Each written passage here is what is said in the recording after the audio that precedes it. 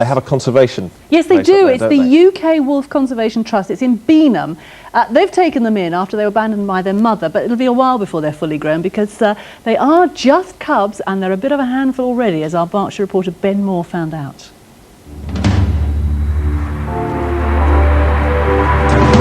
Who's afraid of the big bad wolf?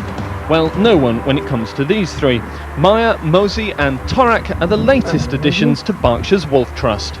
They were born at the Dartmoor Wildlife Park. They were rejected by their mother. She was a first-time mother. She was 9 years old.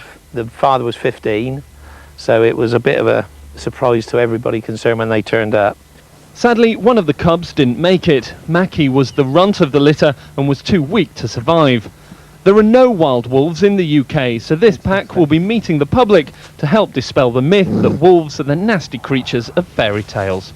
Now the cubs at the moment are only 8 weeks old and they're learning to hunt and play. Looks like I'm on the receiving end, but in a few months it's going to be a very different story.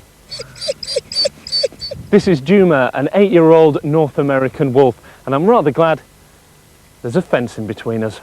But large or small, there's one thing all animals are wary of: the vet. We're checking that the diet that they're having is sufficient for their bone growth at such a young age. So it's a very important time for their diet, and obviously them being a slightly specialised species, it's something that needs to be checked. In just 18 months, the cubs will be fully grown and will join the main group. It remains to be seen who'll be leader of the pack. Ben Moore, BBC South Today, Beenham.